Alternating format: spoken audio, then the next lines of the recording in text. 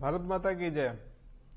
आप सभी को फिर से मैं अपने एक संशयक चैनल पर स्वागत करता हूं और इस चैनल पर आप सभी का फिर से नए अध्याय और नए श्री गुरु जी जीवन प्रसंग के नए अध्याय में स्वागत है।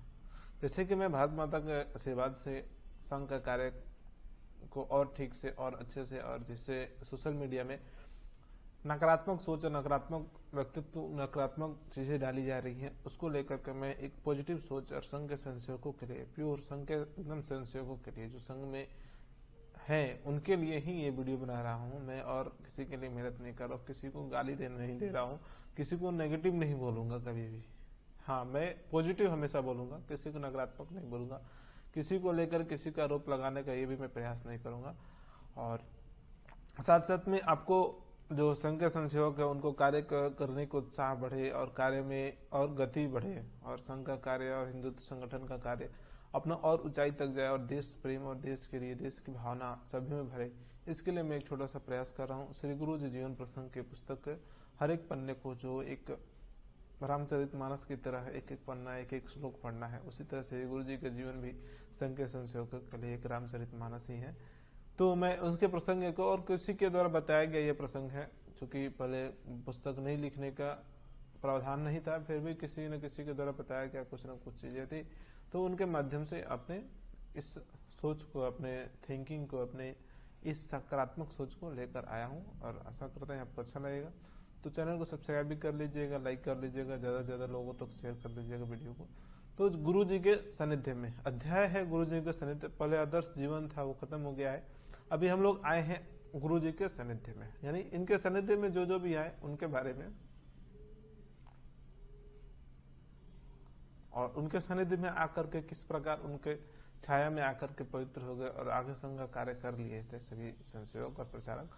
तो उनके बारे में कुछ, उनके संपर्क में आए कुछ व्यक्तियों के बारे में कुछ बोले हैं। तो उसमें रज्जू भैया, रात में देर तक बर्तन मांजना, श्री गुरु जी के सानिध्य में रात में देर तक बर्तन मांजना, ये शीर्षक है। एक बार संघ कार्य के निमित्त दौरा करते समय श्री गुरु जी को कलकत्ते में उनका एक पुराना सुपरिचित सन्यासी मिल गया। सुपरिचित सन्यासी था और उनके पहले सन्यासी ही थे श्री गुरु जी, तो एक सन्यासी मिल गया। श्री गुरु जी को देखते ही उनके मधुर उलाहने की भरमार भर गई। उनको देखते ही उनके मधुर उलाहने लगने, उनके बारे में मीठी मीठी बातें बोलने लगे, उनके बारे में बखाने करने लगे। वह बोले, सारगाछी आश्रम में तो स्वामी श्री अखंडानंद जी, स्वामी जी जो थे श्री अखंडानंद जी के कहने पर तुम रात को देर तक भंडारे में बड़े बड़े बर्तन भी मांजने धोने की खूब परिश्रम करते थे। यानी उनके साथ रहने का पुराने जो अपने मिल गए मित्र मिलते हैं तो पुरानी बातें होती है। तो ये पुराने सन्यासी मिले और उनके बारे में पुरानी बातें भी बोलने लगे। और अखंडानंद जी के आश्रम में जब थे उन्होंने भंडारे के रात भर मांजते थे और खूब परिश्रम करते थे। सवेरे स्वामी जी जब देखते थे कि बर्तन तो बढ़िया मजे हैं तो खूब खुश हो जाते थे और वो खुश हो जाते थे, बर्तन भी अच्छे से मजे हुए हैं। वे इस बहाने तुम्हारी परीक्षा ले रहे थे। उनका कहना था कि इस बहाने तुम्हारी परीक्षा ले रहे थे कि विश्वविद्यालय का एक प्रोफेसर, जो प्रोफेसर है यूनिवर्सिटी का, जो कुछ दिन वकालत भी कर चुका है, यानी उस समय वकालत बहुत बड़ी बात थी। आजकल तो वकालत कोई बात नहीं है, ठीक है चलता है, लेकिन उस समय वकालत करना भी बहुत बड़ी बात थी। तो वकालत भी कर चुका है और भंडारे में भारी भारी बर्तनों को धो भी सकेगा कि नहीं, ऐसा वो उन्होंने संदेश था। इसलिए उन्होंने प्रयास, उनका परीक्षा लेते थे कि क्या ये धो पा रहा है कि नहीं पा रहा है। परंतु तुम उसकी परीक्षा में खरे उतरे और फिर रात भर जगकर तुम अपने पांवों में मालिश भी करते रहते थे। तभी तो प्रसन्न होकर स्वामी जी ने तुम्हें अपना कमंडलू दे दिया था। कमंडलू श्री गुरु जी को, जो कमंडल लेकर घूमते थे श्री गुरु जी पहले, उनको दे दिया था। और अपनी चट्टी और चित्र भी तुम्हें को दे दिया था, अन्य किसी को नहीं दिया। यानी गुरु जी का आशीर्वाद उन्हीं को ज्यादा मिला, चट्टी और चित्र दोनों दे दिया था उन्होंने, और किसी को नहीं दिया था, केवल और केवल गुरु जी को दे दिए थे। वे तुम्हें इतना चाहते थे कि अब तुम अभी आश्रम आते भी नहीं, और वो इतना चाहते थे और तुम उसके आश्रम में आए तक भी नहीं, अब आते भी नहीं है, इतना समय नहीं है श्री गुरु जी को। तो संघ कार्य करने में उनको समय इतना न पाने के कारण श्री गुरु जी स्वामी जी के पास में बहुत कम जाते थे, उस आश्रम बहुत कम जाते थे और उनका आशीर्वाद प्राप्त था। ये सही बात है कि उन्होंने दीक्षा ली थी अखंडानंद जी से। आपको आशा करते हैं आपको ये वीडियो, ये खंड भी अच्छा लगा होगा, और मेरे चैनल को सब्सक्राइब कीजिए, लाइक कीजिए, और ज़्यादा से ज़्यादा स्वागत है आप सभी का फिर से मेरे एक स्वयंसेवक चैनल पर। और आज जैसे कि देख सकते हैं श्री गुरु जी जीवन प्रसंग के पुस्तक के नेक्स्ट पार्ट में आगे बढ़ रहे हैं। दीक्षा संस्कार, दीक्षा संस्कार शीर्षक है, और पहले भी वीडियो में करा चुका हूँ। ये अपना पहले वीडियो हो चुका था सारगाछी के साधन जीवक, सारगाछी का साधक जीवन पहले वीडियो में हो चुका है। और आज हम लोग गुरु जी के सानिध्य में के एक समारोह को, जो सेकेंड चैप्टर है, उस चैप्टर का दीक्षा संस्कार को लेकर के आया हुआ हूँ। तो आपको आशा करते हैं कि पहले का वीडियो अच्छा लगा होगा और ये वीडियो भी आपको अच्छा लगेगा। तो हम लोग चलिए आगे बढ़ते हैं और समझते हैं गुरु जी के जीवन प्रसंग को, और गुरु जी कैसे अपने को संघ में विलीन करके संघ कार्य को इतना बड़ा रूप दिया और इतना बड़ा रूप उसे बढ़ाया।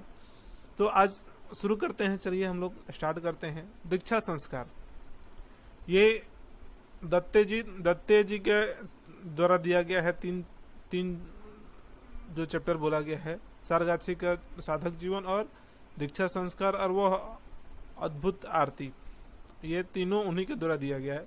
तो इसमें चलिए आगे पढ़ते हैं, देखते हैं कैसे कैसे और एक एक वर्ड को समझते हैं। श्रद्धेय स्वामी जी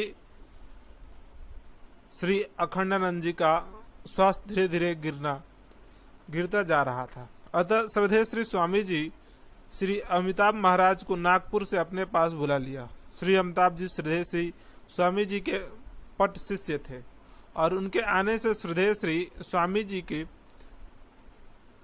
आनंदित होना अस्वाभाविक था। उनका प्रिय शिष्य थे और उनको आना स्वाभाविक था। श्री अमिताभ महाराज जी की प्रेरणा से श्री गुरु जी सारगाछी आए थे। उन्हीं की प्रेरणा से गुरु जी सारगाछी आए थे, तो और भी प्रिय हो गया था। यहाँ श्री अमिताभ महाराज जी और श्री गुरु जी पुनः परस्पर मिले, और वहीं पर दोनों एक साथ, जो अमिताभ महाराज जी इनको भेजे थे वहां पर मिले उन लोग। सारगाछी आश्रम में आते ही श्री अमिताभ महाराज जी ने पूजा अर्चा की कार्य स्वयं संभाल लिया, और शेष समय में वे श्रद्धेय स्वामी जी की सेवा में किया करते थे।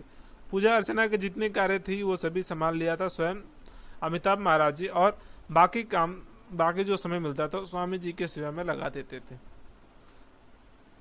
आश्रम में रहते रहते उनकी समझ में यह बात आ गई थी कि अभी तक श्री गुरु जी की दीक्षा नहीं हुई है, यानी अभी इनका दीक्षा नहीं हुआ है।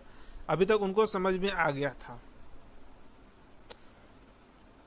इस विषय में श्री गुरु जी सचिंत नहीं थे, यानी उसके चिंता नहीं थी, और उनको ये थी भी नहीं कि मेरे दीक्षा समारोह हो। पर श्री अमिताभ महाराज जी की चिंता होती जा रही थी, और उनकी चिंता हो रही थी कि इनका दीक्षा समारोह अभी हुआ नहीं, दीक्षा नहीं लिए हैं। एक दिन श्रद्धेय श्री स्वामी जी की सेवा अर्चा करते समय श्री अमिताभ महाराज जी ने बात चलाई, और माधवराव को माता पिता वृद्ध और उनके घर में अन्य कोई कामने वाला या गृहस्थी को संभालने वाला भी नहीं है, यानी घर को काम धाम को करने वाला, और माधवराव के माता पिता वृद्ध हो चुके हैं, तो काम धाम करने वाला कोई नहीं है। अतः उनको दीक्षा यदि शीघ्र दे दी जाए तो अत्युत्तम हो, और नागपुर जाकर वकालत करने की अनुमति भी उन्हें प्रदान करनी चाहिए। तो ये उनका आग्रह था कि उनके माता पिता वृद्ध हो चुके हैं और वो कुछ कार्य नहीं कर पाते, तो घर को संभालने वाले एक अकेले माधवराव ही थे। तो उनको दीक्षा दी जाए और वो स्वयं जा करके अपने घर का काम धाम और वकालत करें और घर को देखें। इसके पहले भी दीक्षा दे दिए जाने की बात अन्य द्वारा जबकि चलाई गई थी, इसके पहले भी चलाई गई थी कि दीक्षा दे दिया जाए माधवराव को, यानी गुरु जी को। तब श्रद्धेय श्री स्वामी जी बार बार यही कहते थे, अभी नहीं, यही कहकर टाल देते थे और आगे बढ़ाते देते। श्री अमिताभ महाराज जी की यह विनती सुनकर श्रद्धेय श्री स्वामी जी ने अपने मन की बात कह डाली, और उन्होंने अपने मन की बात कही। श्री ठाकुर जी की अनुमति मिलने पर गोलवलकर को दीक्षा होगी, यानी ठाकुर जी की अनुमति अगर मिलेगी तभी गोलवलकर की दीक्षा दी जाएगी, यानी गुरु जी की दीक्षा दी जाएगी। किंतु वह वकील ही होगा, वह कौन कह सकता है। अब स्वामी जी को अखंडानंद जी महाराज का दूरदर्शी जो है, वो समाज के वो लोगों को पहचानते थे ऋषि मुनि, तो वो भी समझ गए कि ये जरूरी नहीं है कि वकालत ही करेगा और ये वकील ही होगा, ये यह कौन कह सकता है? ये कोई नहीं कह सकता है, आप भी नहीं कह सकते हैं कि वो अकेली होगा। तो सारगाछी में वे अभिवंदित दिवस आनंद के साथ उदित होते और संतोष के साथ अस्त होता है, यानी सभी के साथ में आनंदित दिन था और संतोष के साथ यानी संतुष्टि के साथ में रात अंत होता। उनकी ओर ध्यान देने के लिए श्री गुरु जी को अवकाश ही न था और उनकी ओर ध्यान देने के दीक्षा समारोह को ध्यान देने के लिए गुरु जी के पास में यह अवकाश ही नहीं था कि मेरी दीक्षा होगी या नहीं होगी। किंतु 12 जनवरी 1937 के एक महत्वपूर्ण घटना हुई। उस दिन शाम को कुछ अचानक ही श्रद्धेय श्री स्वामी जी श्री गुरु जी की दीक्षा के विषय में अपना भाव अमिताभ जी महाराज को समक्ष व्यक्त किया और ये अचानक ही उन्होंने अपने यह दीक्षा देने का वक्तव्य रखा और श्री अमिताभ महाराज जी के सामने रखा। उन्होंने कहा, श्री ठाकुर जी के आदेश के अनुसार कल मकर संक्रांति के शुभ मुहूर्त पर गोलवलकर के दीक्षा विधि संपन्न हो गई। यानी मकर संक्रांति के दिन संक्रांति यानी अपने एक युग से दूसरे एक वर्ष का जो अपने नए वर्ष की तरफ बढ़ते हैं, यानी संक्रांति होती है, यानी एनर्जी उस समय लगता है। तो उस समय एनर्जी ऑब्जर्व करने के लिए संत महात्मा का भी यह रहता है कि हम उनको उस समय के एनर्जी को ऑब्जर्व करें, उस समय शुभ मुहूर्त काम किया जाए। तो मकर संक्रांति के दिन शुभ मुहूर्त वक्त दिन होता है, उसे बताना ही कल अनशन करना है। श्रद्धेय श्री स्वामी जी ने श्री गुरु जी से भी बाद में कहा, गोलवलकर कल से तुम्हारा जीवन बदल जाएगा। और उनको यह अंदाजा था और उन्होंने कहा कि कल से तुम्हारी जीवन बदल जाएगी। दूसरे दिन 13 जनवरी 1937 में बुधवार को मकर संक्रांति का शुभ दिवस था। मकर संक्रांति पहले 12 जनवरी को होता था, जिसमें अपने विवेकानंद जी का, स्वामी विवेकानंद जी का जन्मदिन था। मकर संक्रांति के दिन ही उनके जन्म हुआ था, लेकिन हम लोग 12 जनवरी को युवा दिवस के रूप में मनाते हैं। फिर भी मकर संक्रांति के दिन हुआ था, अभी एक दिन बढ़ गया है, यानी 13 जनवरी को था, 13 जनवरी को। उस दिन श्री गुरुदेव ने सवेरे ही दीक्षा विधि की तैयारी की और छोटे से समारोह में एक संस्कार अपने हाथों संपन्न कराया था। वो अपने हाथों संपन्न करवाया। मकर संक्रांति के दिन श्री गुरु जी के जीवन में एक महत्वपूर्ण संक्रमण हुआ। सारगाछी के विनोद कुटी में श्री गुरु जी की दीक्षा दी गई थी। दीक्षा के उपरांत उन्हें देव दर्शन के लिए मंदिर जाना था। उस समय उनको क्या करना था? देव दर्शन के लिए मंदिर जाना था। यह प्रभात की बेला थी और श्री अमिताभ महाराज मंदिर में पूजा कर रहे थे। श्री गुरु जी को मंदिर में आता हुआ देखकर उन्हें संतोष हुआ। वह मंदिर में आ रहे तो उन्हें देखकर संतोष हुआ। श्री अमिताभ महाराज बताते हैं कि उस समय श्री गुरु जी प्रशांत महासागर की तरह शांत और गंभीर दिख रहे थे। यानी जब बड़ी जिम्मेदारी आती है, बड़ी चीजें आती है, संघ में भी वैसा होता है। कभी कभी बड़ी जिम्मेदारी, किसी सामान्य संशयों को बड़ी जिम्मेदारी मिल जाती है तो उस समय उनकी जो मन में होता है वो पूरा शांत गंभीर और इस चीज को लेकर के बड़ी गंभीरता से उस चीज को पालन करते हैं और बहुत गंभीर होते हैं। वैसे ही गुरु जी भी उस समय प्रशांत महासागर की तरह शांत और गंभीर पड़े हुए थे।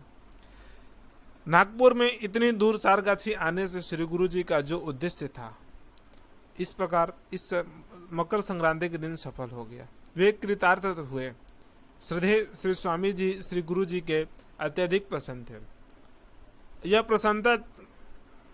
प्रसन्नता की ठीक ठीक कल्पना लौकिक व्यक्ति को भी हो सकता है। एक दिन उन्होंने अपने इस नूतन शिष्य को निकट बुला लिया और उसको जी भर कर आशीर्वाद दिया, यानी जो जी भर करके आशीर्वाद दिया। उस समय उन्होंने कहा, अब मैं श्री ठाकुर जी की प्रार्थना करता हूँ कि तेरी मनोकामना पूर्ण हो। इतना कहकर श्रद्धेय श्री स्वामी जी ने सचमुच ही हाथ जोड़ लिया और उस समय के तत्पश्चात कितने ही समय श्री गुरु जी के आंसू भरे नयनों का अश्रु बिंदुओं का प्रवाह कपोलों के गीला करता जा रहा था। यानी कपोलों में तो कपड़ा और आंसू के बिंदु यानी आंसू के प्रवाह होने लगा और उन्होंने हाथ जोड़ करके उन्हें कहा, आशीर्वाद लिया। अत्यधिक होने पर आनंद भी अश्रुओं के रूप में बहने लगती है। आनंद ज्यादा होने पर भी आंसू निकलने लगता है, ऐसा स्वाभाविक है। उन्हें कौन रोक सकता था और रोके भी क्यों? उस दिन के बाद श्री गुरु जी की दृष्टि में कुछ मंतव्य शेष नहीं रहा और उस दिन के बाद में उनका जीवन सफल हो गया और यहीं से जाकर के वापस नागपुर में उन्होंने संघ कार्य को संभाला। श्रद्धेय स्वामी जी श्री गुरु जी के गोलवलकर से कहकर पुकारते थे। स्वामी जी हमेशा उनको गोलवलकर ही कहते थे, उनका टाइटल गोलवलकर था, माधवराव गोलवलकर उनका पूरा नाम था। तो आशा करते हैं आपको ये वीडियो अच्छा लगा होगा और अच्छा लगा है तो चैनल को सब्सक्राइब कर लीजिए और भारत माता के आशीर्वाद से कुछ भारत माता के चरणों के लिए और उनके कुछ शिष्य के कार्य के लिए बैठे हुए हैं गुरु जी के भारत माता के ही शिष्य। नमस्कार, आप सभी का स्वागत है फिर से मेरे नए वीडियो में और एक संशोधक चैनल पर आप सभी का स्वागत है। और जैसे कि मैं श्री गुरु जी के जीवन प्रसंग को पुस्तक को लेकर आया हूं और इस पुस्तक में फिर से ये जैसे कि मैं पहले बताया हूं कि ये पूरे के पूरे ग्रंथ है, हम लोग के लिए ग्रंथ है। और रामचरितमानस बोलिए, गीता बोलिए या कुछ भी बोलिए, ये गुरु जी का जीवन प्रसंग उस समय आया हुआ था। ये बहुत पुरानी पुस्तक है और अभी आना तो बंद हो गया है, आता नहीं है। इसलिए मैं इस पुस्तक को लेकर आप सभी के समक्ष लेकर आया हूँ। नए नए संशोधक आते हैं, सबके मन में यह आता है कि गुरु जी को जाने, डॉक्टर जी को जाने, तो उनके लिए मैं ये वीडियो लेकर आया हूँ। तो आशा करते हैं आपको अच्छा लगेगा। तो चलिए वीडियो शुरू करते हैं। वह अद्भुत आरती, यानी आरती वो अद्भुत जो गुरु जी द्वारा किया गया था। दीक्षा के पश्चात, अभी पिछले वीडियो दीक्षा समारोह हम लोग किए थे।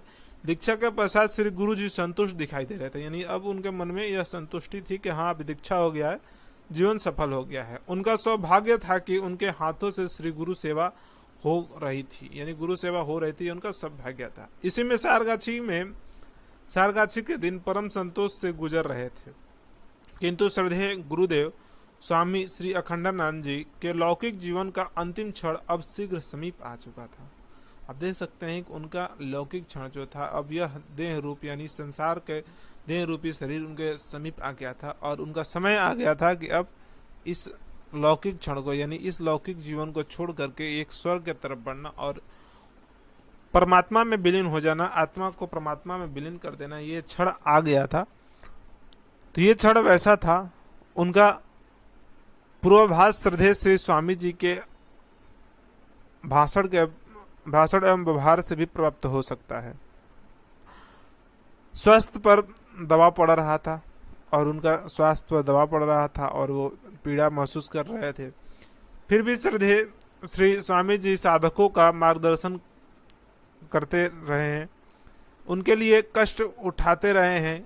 उनके अस्वस्थ के कारण वातावरण में तनाव पैदा न हो यथार्थ वे सावधान भी रहा करते थे। वातावरण में जो अपने आसपास में उनके स्वास्थ्य खराब हो गया है, इससे वातावरण खराब ना हो, इसलिए वो कार्य को करते रहते थे। श्री गुरु जी सदा ही श्रद्धेय श्री स्वामी जी के सेवा में मग्न रहते थे, हमेशा मग्न रहते थे। अतः शाम की आरती में उनका मंदिर में उपस्थित रहना उनके लिए संभव नहीं हो पाता था। हाँ, उन्हें साधक अवश्य ही आरती के समय मंदिर चले जाते थे। यह मानो नित्य का ही क्रम हो गया था। एक दिन संयोगवश आश्रमवासी स्वामी श्री निर्मयानंद जी का एक अनोखा प्रसंग देखने को मिला। वह प्रसंग बिल्कुल अनपेक्षित अनुभूत था। मंदिर की आरती के पश्चात श्री निर्मयानंद जी किसी कार्यवश श्रद्धेय श्री स्वामी जी की कुटिया की ओर तेजी से चल पड़े। वहां पहुंचे भी आश्चर्य यह कि वहां के कुटिया में भी एक आरती उतारी जा रही थी। वह दृश्य देखकर श्री निर्मयानंद जी अति विस्मित हुए और वहीं ठिठक गए। ये आरती देख करके वो ठिठक गए और ये क्या है ये देखिए। वह अद्भुत दृश्य का वर्णन करते हुए स्वयं श्री निर्मयानंद जी बताते हैं। श्री माधवराव गोलवलकर अगरबत्ती से श्री स्वामी जी की आरती उतार रहे हैं। आरती के पश्चात श्रद्धेय श्री स्वामी जी ने उनके दोनों हाथों के श्री माधवराव के मस्तक पर रखे और उन्हें आशीर्वाद दिया। तुरंत ही श्री माधवराव ने अपना मस्तक श्रद्धेय श्री स्वामी जी के चरणों पर रखा।